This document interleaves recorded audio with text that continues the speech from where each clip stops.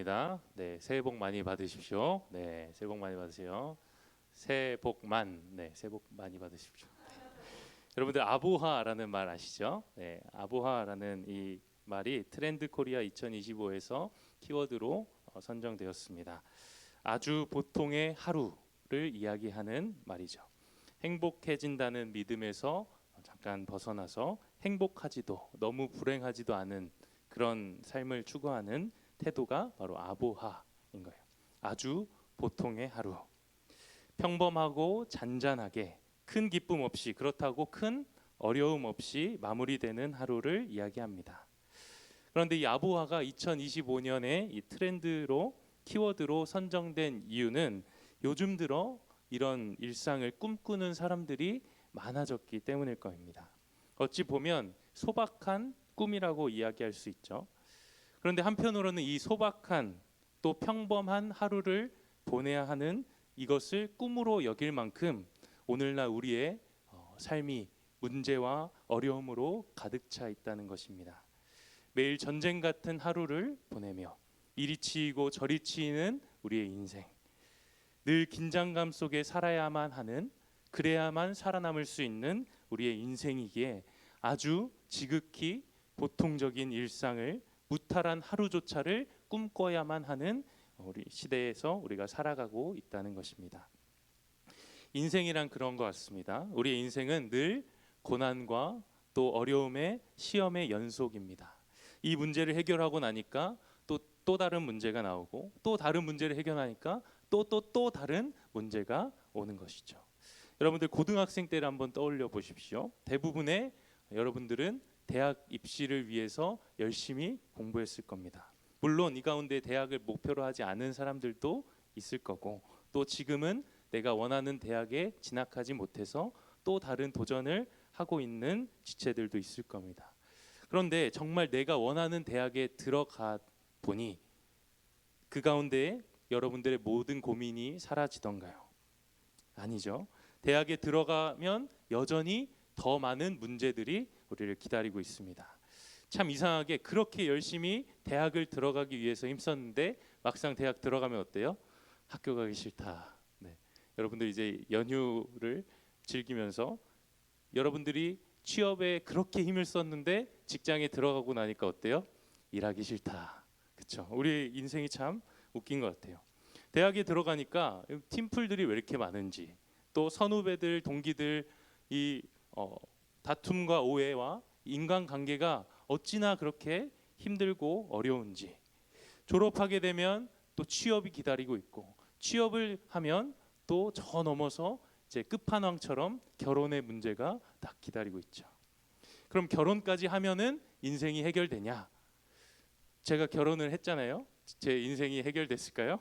네, 아니에요. 결혼하게 되면 또 다른 그에 대한 걱정거리들이 생겨나는 거예요. 그렇게 많은 사람들이 오늘 하루 스트레스 없이 무탈하게 잘 사는 것을 목표로 아보하를 꿈꾸며 살아간다는 거예요.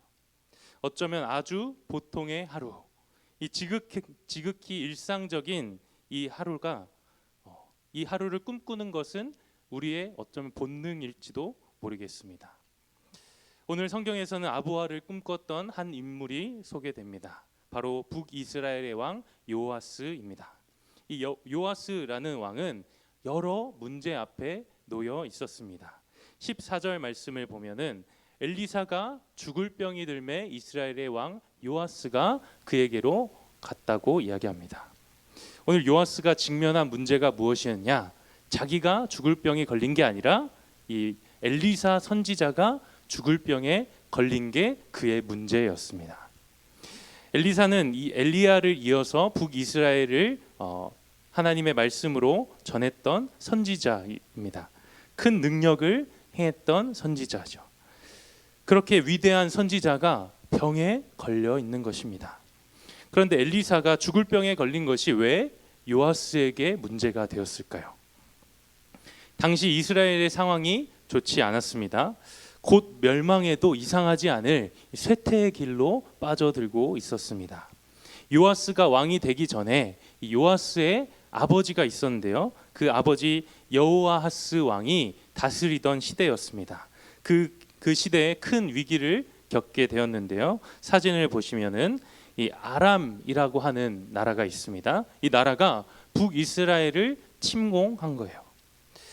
성경은 그 이유에 대해서 이렇게 이야기합니다. 이스라엘이 하나님을 떠나서 범죄하였기 때문에 하나님께서 저 아람의 손을 들어서 이스라엘을 치셨다고 이야기합니다.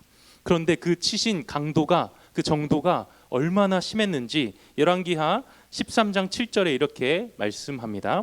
아람 왕이 여호아스의 백성을 멸절하여 타작마당에 티끌같이 되게 하고 마병 50명과 병거 10대와 보병 10,000명 외에는 여호아스에게 남겨두지 아니하였더라. 여러분들 뭐라고 이야기하냐면 마병 50명 그리고 병거 10대 보병 10,000명을 친 게 아니라 그거 빼고 다 진멸했다는 거예요.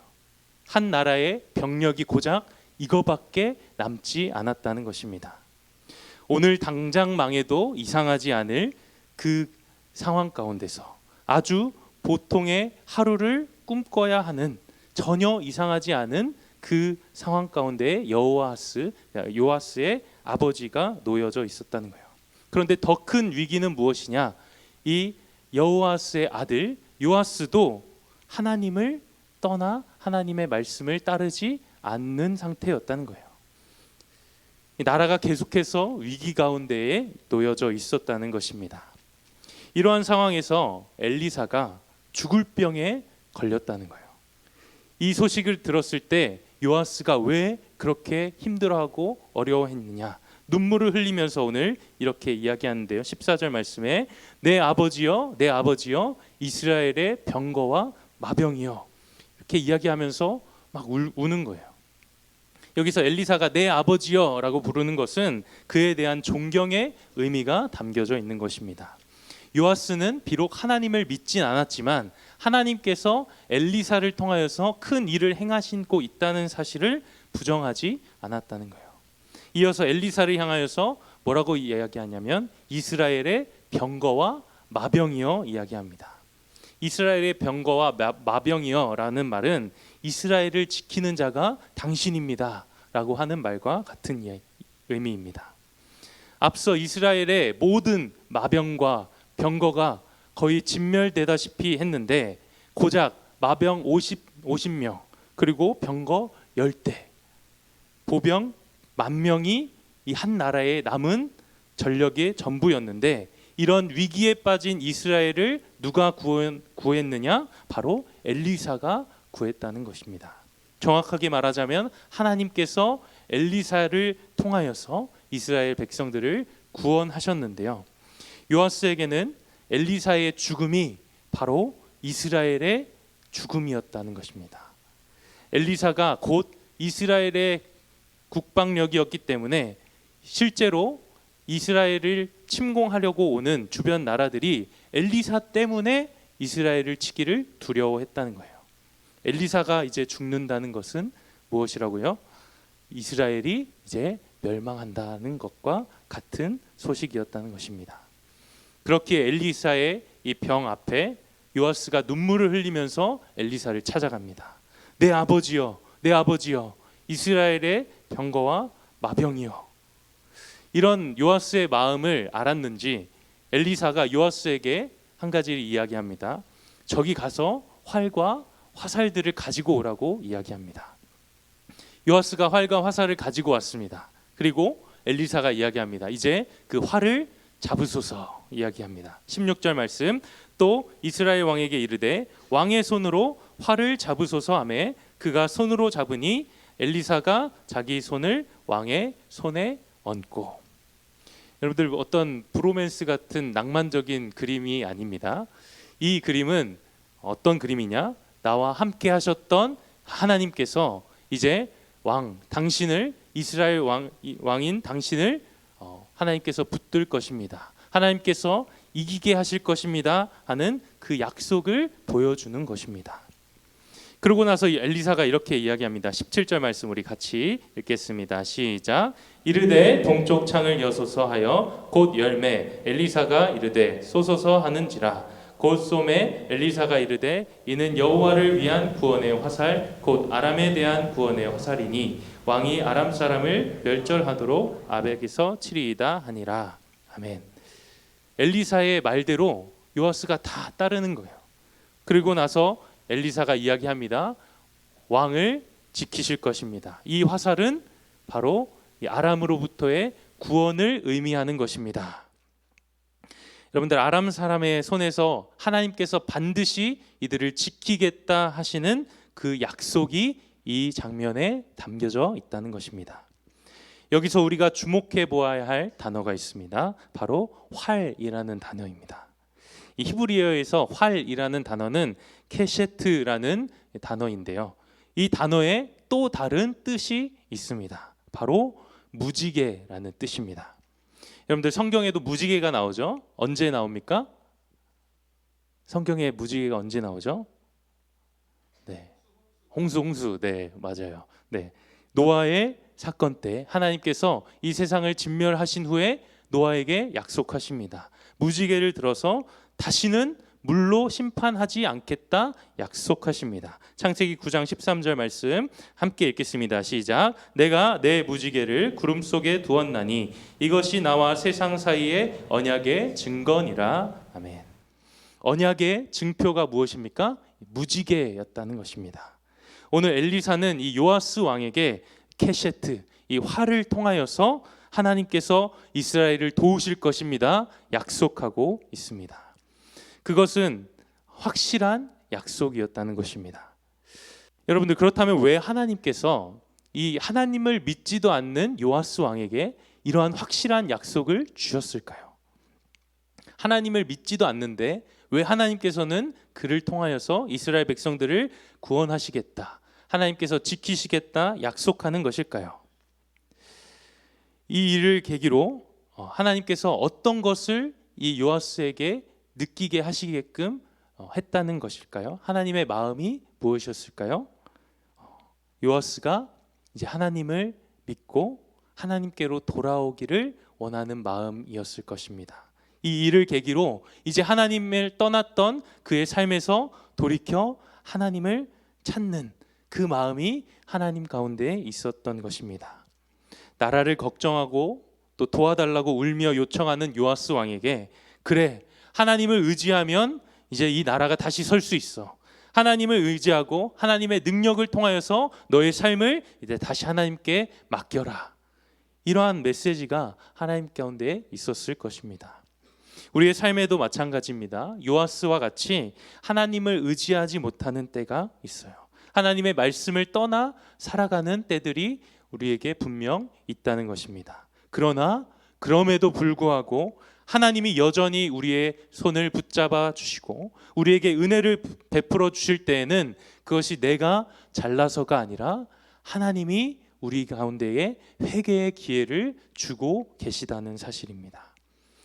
이 은혜를 통하여서, 이 사건을 통하여서, 이 일을 계기로 너가 다시 하나님의 품으로 돌아오기를 원한다. 그 마음이 하나님 가운데 있다는 것입니다. 우리가 말씀을 의지하지 못한 채 그 가운데 살아갈 때에도 하나님께서는 우리를 향하여 말씀하십니다.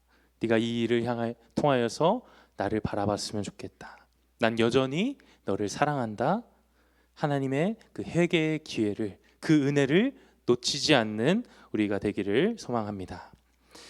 이제 엘리사가 그 확실한 약속을 요아스 왕에게 주었습니다. 그리고 이 화살을, 아까 가져온 그 화살을 가지고 땅을 치라고 이야기하는데요. 18절 말씀 우리 같이 읽겠습니다. 시작. 또 이르되 화살들을 집으소서. 곧 집음에 엘리사가 또 이스라엘 왕에게 이르되 땅을 치소서 하는지라. 이에 3번 치고 그친지라. 요아스가 엘리사의 말대로 화살을 들고 땅을 칩니다. 몇 번 쳤습니까? 3번 쳤어요.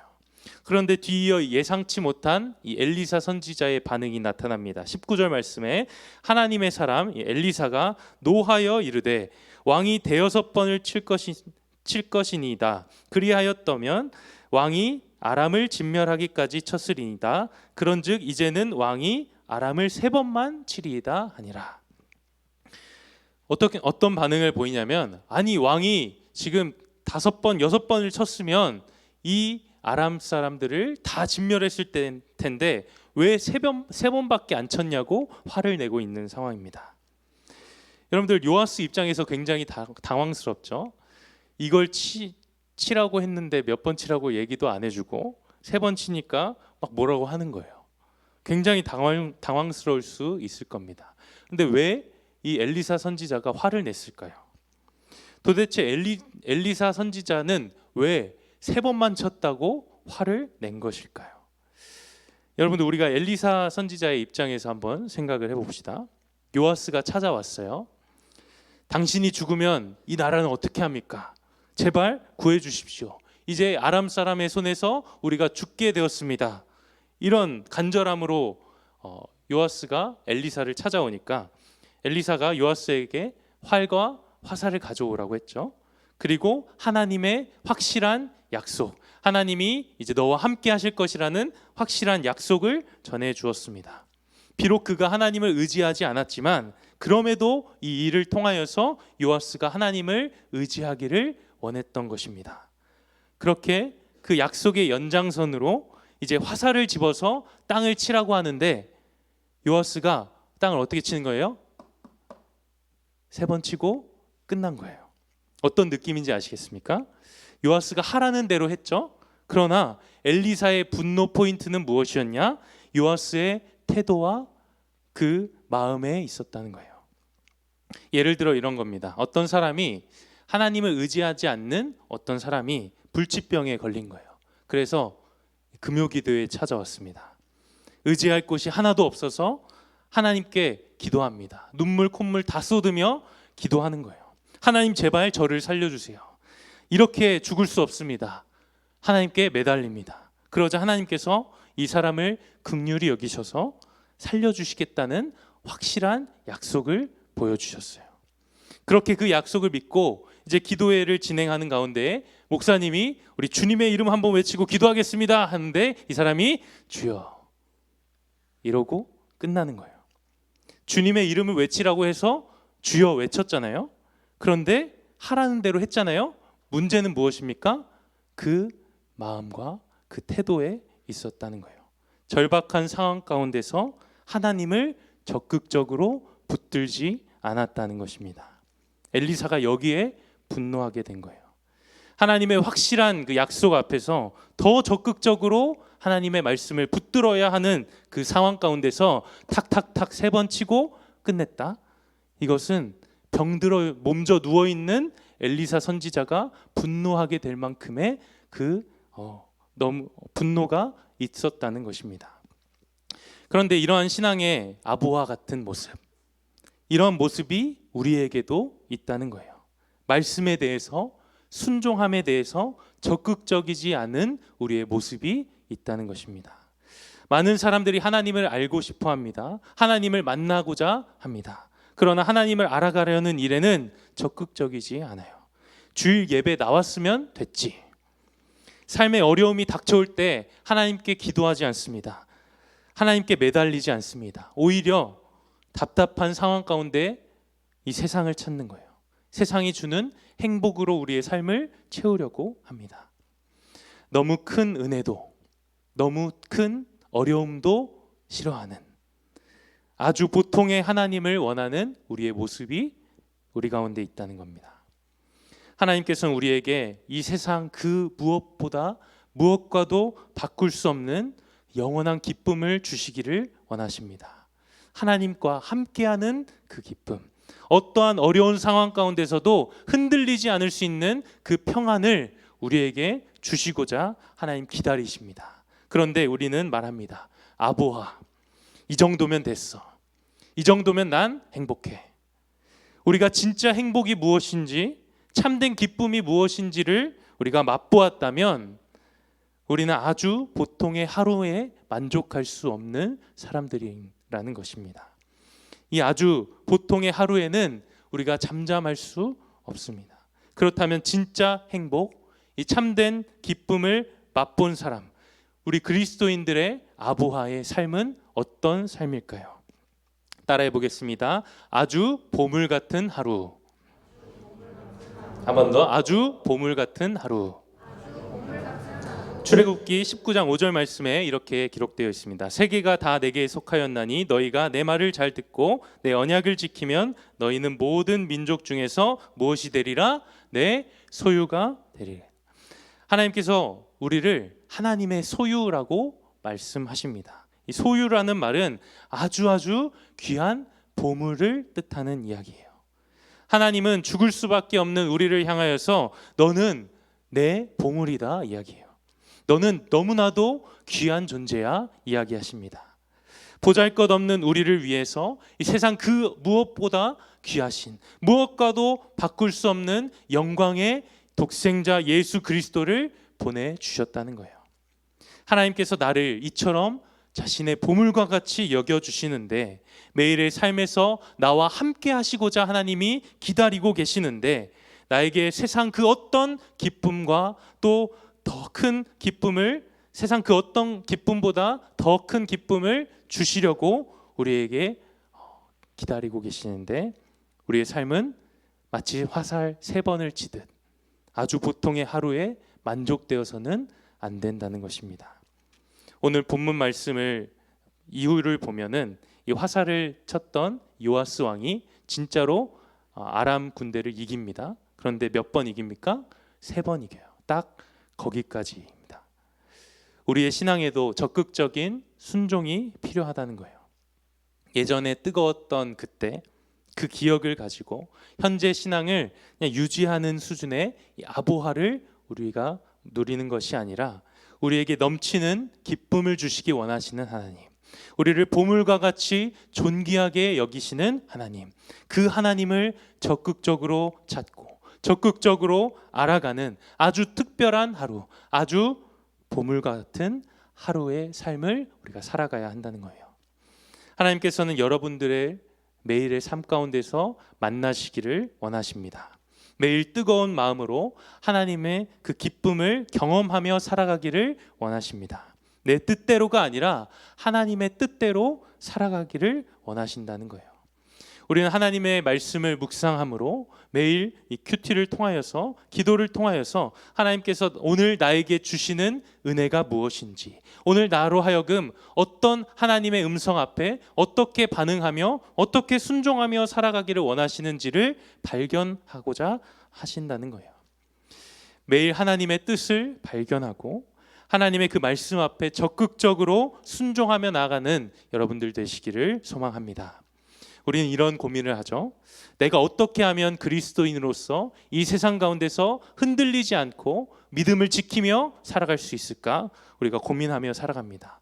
학교나 직장에서 나를 괴롭히고 나를 못 살게 구는 친구나 상사, 동료, 여러 사람들로부터 나의 신앙을 어떻게 지킬 수 있을까? 우리 고민합니다. 축구로 따지면 이런 거예요. 어떻게 하면 수비를 잘할 수 있을까? 그런데 축구에 유명한 말이 있습니다. 공격이 최고의 수비다. 우리를 넘어뜨리려 하는 저 세상으로부터 우리를 지키는 그 가장 강력하고 위대한 그 수비는 무엇이냐? 바로 맞서 싸우는 거예요. 공격하는 것입니다. 빌립보서 4장 6절 말씀에 이렇게 말씀합니다. 우리 같이 읽겠습니다. 시작. 아무것도 염려하지 말고 다만 모든 일에 기도와 간구로 너희 구할 것을 감사함으로 하나님께 아뢰라. 모든 일에 기도하라 말씀하는 거예요. 그러면 어떤 일이 벌어집니까? 7절 말씀 같이 읽겠습니다. 그리하면 모든 지각에 뛰어난 하나님의 평강이 그리스도 예수 안에서 너희 마음과 생각을 지키시리라. 우리의 마음과 생각은 누가 지키십니까? 하나님이 지키시는 거예요. 내가 내 마음과 생각을 지키려고 노력하고 애쓰고 수비를 어떻게 할지를 고민하기보다 하나님께 모든 것을 맡기며 살아갈 때에 하나님이 우리를 지켜주신다 말씀하는 겁니다. 오늘 무탈한 하루에 여러분들 만족하지 마십시오. 하나님께서 여러분들에게 이 무난한 하루, 아주 아무 일도 없는 보통의 하루를 주시기 위해서 예수 그리스도를 이 땅 가운데 보내주신 게 아닙니다. 더 적극적으로 하나님을 찾기를 소망합니다. 하나님께 우리의 모든 문제를 맡기십시오. 세상 가운데서 빛과 소금으로 살아가십시오. 우리가 적극적인 이 신앙으로 살아갈 때에 매일의 삶에서 우리와 함께 하시는 하나님의 은혜가, 세상이 줄 수 없는 하나님의 기쁨과 참된 평안이 우리 가운데에 가득할 것입니다. 이번 한 주간도 우리의 마음과 생각을 지키시는 하나님을 의지하며 하나님과 함께하는 아주 특별한 보물과 같은 하루를 보내시는 우리 모든 사부 예배자 되기를 간절히 소망합니다. 기도하겠습니다. 우리에게 보물과 같은 영원한 생명을 허락하신 하나님 아버지, 오늘 우리의 삶이 참 기쁨이신 하나님을 만나는 보물과 같은 하루가 되게 하여 주시옵소서. 하나님이 우리에게 주실 큰 기쁨을 소망하며 이 세상이 주는 보잘것없는 사라지는 기쁨에 우리의 마음을 빼앗기지 않게 하여 주시옵소서. 오직 주님이 주시는 영원한 기쁨, 참된 기쁨을 누리며 살아가는 우리의 삶이 되게 하여 주시옵소서. 날마다 하나님의 말씀을 묵상함으로, 주님께 기도함으로 주님과 동행하는 우리의 삶이 되게 하여 주시옵소서. 예수님의 이름으로 기도합니다. 아멘.